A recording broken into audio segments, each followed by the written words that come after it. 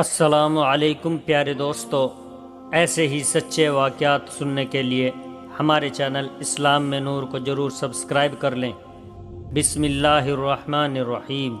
پیارے دوستو، پچھلی ویڈیو میں ہم نے حضور صلی اللہ علیہ وسلم کے آخری حج کے واقعے کو بیان کیا تھا، تو اس ویڈیو میں ہم آپ کے سامنے حضور صلی اللہ علیہ وسلم کی وفات اور صحابہ اکرام کے حالات کے واقعے کو بیان کر رہے ہیں۔ حضور صلی اللہ علیہ وسلم کی وفات اور صحابہ اکرام کے حالات۔ جب دین اسلام مکمل ہو چکا اور دنیا میں آپ صلی اللہ علیہ وسلم کے تشریف لانے کا مقصد پورا ہو چکا، تو اللہ تعالیٰ کے وعدے محکم کے پورا ہونے کا وقت آ گیا۔ حضور صلی اللہ علیہ وسلم کو بہت پہلے سے اپنی وفات کا علم ہو گیا تھا، اور آپ صلی اللہ علیہ وسلم نے مختلف موقعوں پر لوگوں کو اس کی خبر بھی دے دی تھی۔ چنانچہ حجۃ الوداع کے موقع پر آپ نے لوگوں کو یہ فرمان رخصت فرمایا تھا، شاید اس کے بعد میں تمہارے ساتھ حج نہ کر سکوں گا۔ چنانچہ بخاری شریف میں حضرت عقبہ بن عامر رضی اللہ عنہ سے روایت ہے کہ ایک دن حضور صلی اللہ علیہ وسلم گھر سے باہر تشریف لے گئے اور شہدائے احد کی قبروں پر اس طرح نماز پڑھی جیسے میت پر نماز پڑھی جاتی ہے۔ پھر پلٹ کر ممبر پر رونق افروز ہوئے اور ارشاد فرمایا کہ میں تمہارا پیش رو، تم سے پہلے وفات پانے والا ہوں اور تمہارا گواہ ہوں، اور میں خدا کی قسم اپنے ہوج کو اس وقت دیکھ رہا ہوں، یعنی میں اب تم لوگوں سے پہلے ہی وفات پا کر جا رہا ہوں، تاکہ وہاں جا کر تم لوگوں کے لیے حوض کوثر کا انتظام کروں۔ آپ صلی اللہ علیہ وسلم کو اس کا یقینی علم ہو چکا تھا کہ میں کب اور کس وقت دنیا سے جانے والا ہوں۔ چنانچہ بخاری شریف کی روایت ہے کہ اپنے مرج وفات میں آپ صلی اللہ علیہ وسلم نے حضرت فاطمہ رضی اللہ عنہا کو بلایا اور چپکے چپکے ان سے کچھ فرمایا تو وہ رو پڑی، پھر بلایا اور چپکے چپکے کچھ فرمایا تو وہ ہنس پڑی۔ جب ازواج مطہرات رضی اللہ عنہا نے اس کے بارے میں حضرت بی بی فاطمہ رضی اللہ عنہا سے دریافت کیا تو انہوں نے کہا کہ حضور صلی اللہ علیہ وسلم نے آہستہ آہستہ مجھ سے یہ فرمایا کہ میں اسی بیماری میں وفات پا جاؤں گا، تو میں رو پڑی۔ پھر چپکے چپکے مجھ سے فرمایا کہ میرے بعد میرے گھر والوں میں سے سب سے پہلے تم وفات پا کر میرے پیچھے آؤ گی، تو میں ہنس پڑی۔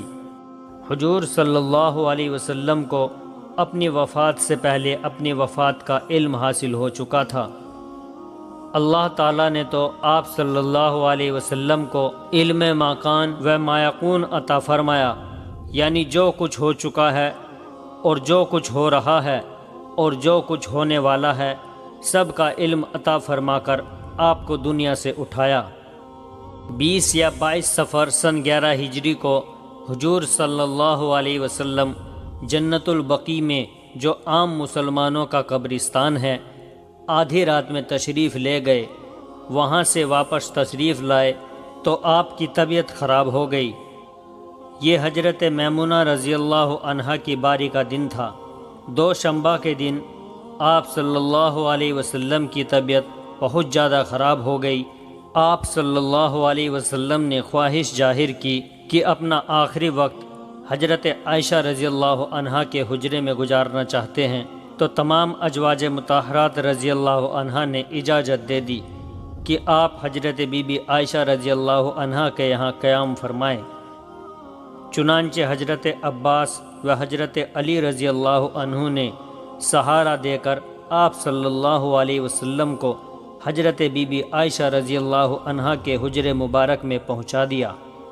جب تک طاقت رہی آپ خود مسجد نبوی میں نمازیں پڑھاتے رہے۔ جب کمزوری بہت زیادہ بڑھ گئی تو آپ نے حکم دیا کہ حضرت ابو بکر صدیق رضی اللہ عنہ میرے مصلی پر امامت کریں۔ چنانچہ 70 نمازیں حضرت ابو بکر صدیق رضی اللہ عنہ نے پڑھائی۔ ایک دن جوہر کی نماز کے وقت مرج میں کچھ افاقہ محسوس ہوا تو آپ صلی اللہ علیہ وسلم نے حکم دیا کہ 7 پانی کی مشکیں میرے اوپر ڈالی جائے۔ جب آپ غسل فرما چکے تو حضرت عباس اور حضرت علی رضی اللہ عنہ آپ کا مقدس بازو تھام کر آپ کو مسجد میں لائے۔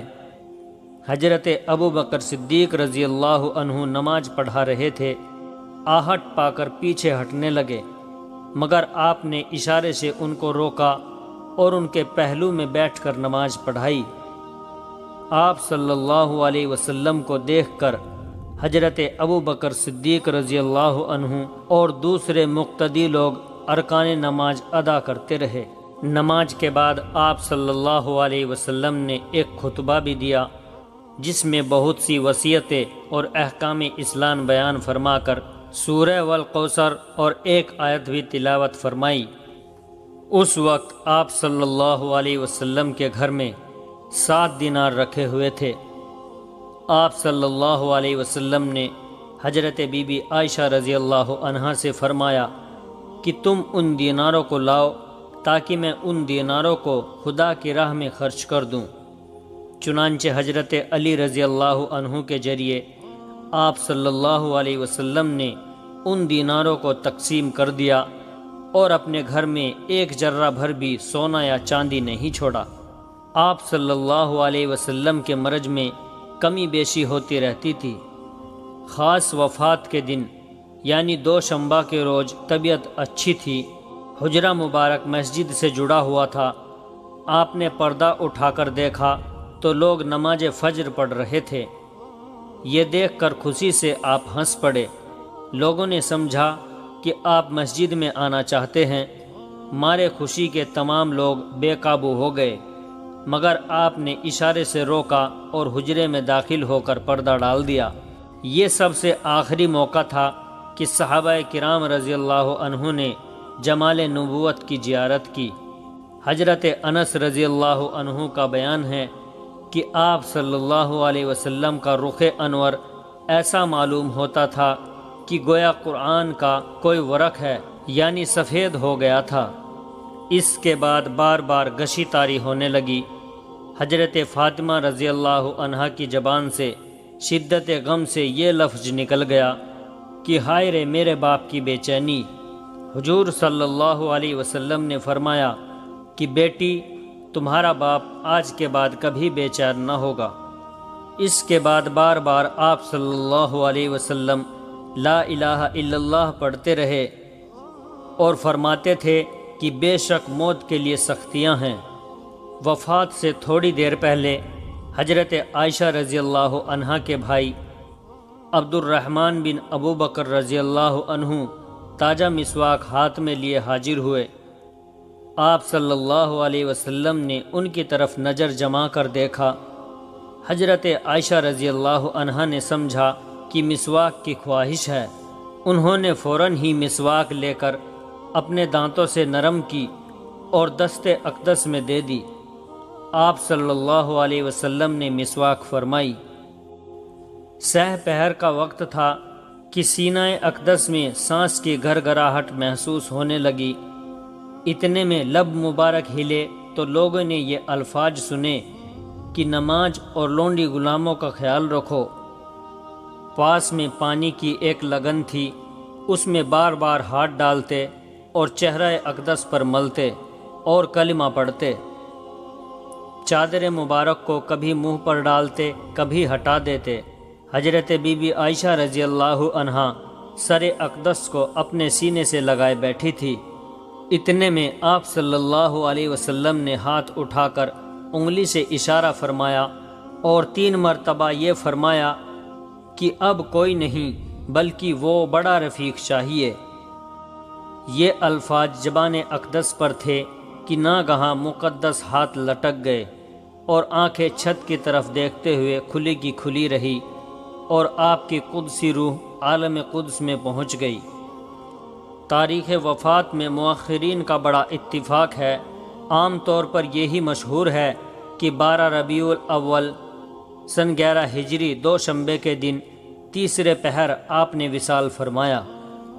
حضور اقدس صلی اللہ علیہ وسلم کی وفات سے جلیل القدر صحابہ کرام رضی اللہ عنہ بلا مبالغہ ہوش و حواس کھو بیٹھے، ان کی عقلیں گم ہو گئی، آوازیں بند ہو گئی، اور وہ اس قدر بدحواس ہو گئے کہ ان کے لیے یہ سوچنا بھی مشکل ہو گیا کہ کیا کہیں اور کیا کریں۔